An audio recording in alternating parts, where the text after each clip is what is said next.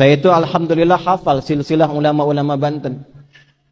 Dari mulai tokoh yang paling atasnya sampai turunan muridnya, sampai nyambung kemudian yang bikin-bikin ormas sampai di Indonesia.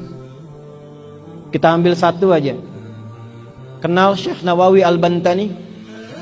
Kenal di mana tuh? Lahir baru kemarin kenal Syekh Nawawi. Alhamdulillah. Syekh Nawawi Al-Bantani dari Tanara. Saya ambil satu muridnya saja. Punya murid namanya Abuya Kiai Syekh Asnawi Caringin. Di Banten itu banyak kota Caringin. Tangerang ada Caringin tuh, Cisoka. Di situ ada Abuya Kiai Haji Yusuf bin Said. Di antara muridnya itu ada Abuya Uci Turtusi, Allah yarham alaih, dari Cilonggok. Ya, itu di antara gurunya itu Abuya Yusuf bin Said selain ayahnya, Abuya Ramli, Dimyati Ramli. Itu Kiai Asnawi di Caringin yang di Labuan. Berangkat kemudian ke Mekah, belajar dari Syekh Nawawi Al-Bantani gurunya. Itu juga bertemu dengan teman akrabnya dua.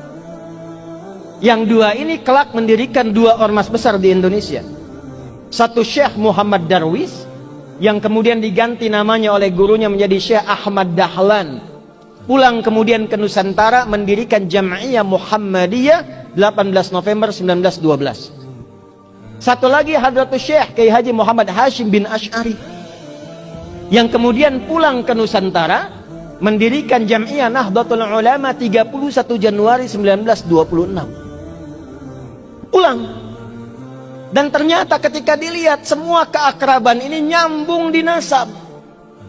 Nyambung. Ada nasab guru, ada nasab asli ke atas. Dua-duanya nyambung. Kiai Haji Ahmad Dahlan bin Kiai Haji Abu Bakar bin Kiai Ilyas bin Kiai Sulaiman bin Demang Jurang Juru Kapindo bin Demang Jurang Juru Sapisan bin Kiai Grebek. Grebek 1, Grebek 2. Nah di Grebek 2 itu salah satunya kakek buyutnya Pak Erlangga, Pak. Naik ke atas, nyambung ke siapa? Ahmad Jumadil Kubra. Syekh Ahmad Jumadil Kubra itu sekarang masjidnya dan dorikhnya, peninggalannya itu ada di wilayah Semarang, mau arah ke arah Demak. Jadi kalau ada belok ke kiri itu sebelah kiri sebelum perempatan itu ada masjid warna hijau, kubahnya emas. Itu dorikhnya Syekh Ahmad Jumadil Kubra. Sebelum Universitas Sultan Agung itu ada tuh. Beliau keturunan siapa? Syekh Azmat Skat.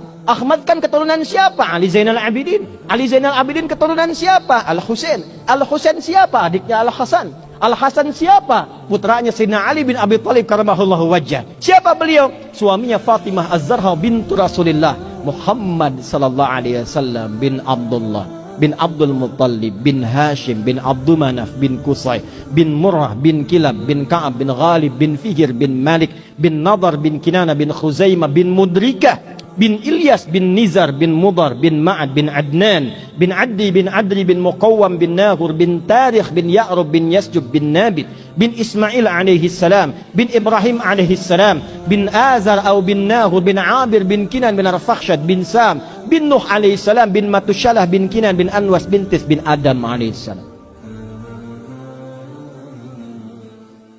Sallu ala Nabi. Ulangi Pak Ketua DPRD. Kiai Hashim juga begitu. Cuma ketemunya nanti di Joko Tingkir, Pangeran Benawa, keturunan 23 dari Nabi sallallahu alaihi wasallam. Kiai Haji Muhammad Hashim bin Asy'ari bin Abdul Wahid bin Abdul Halim.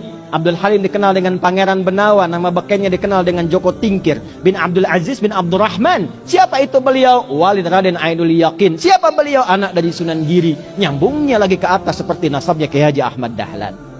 Dua-duanya bersaudara. Dua-duanya bikin ormas.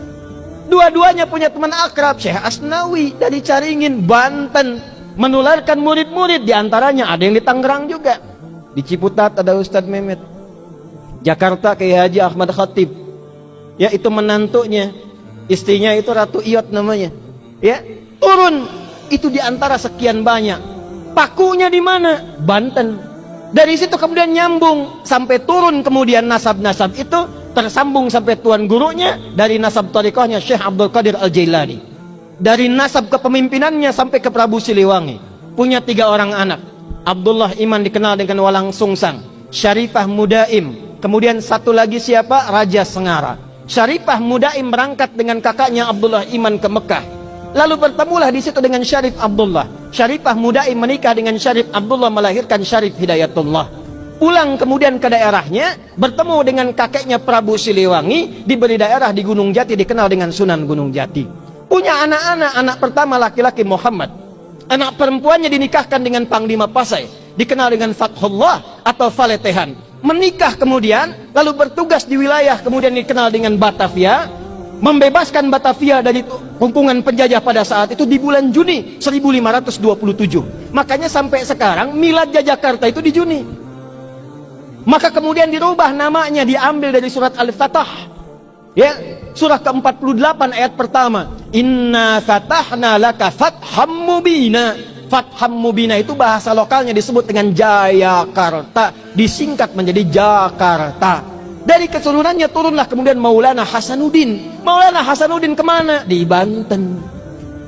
Sampai kemudian nyambung ke Makassar. Di Banten ini luar biasa. Banten ini pakunya. Banten ini imannya kuat. Jadi kalau ada orang Banten kemudian imannya lemah, dipertanyakan kebantenannya.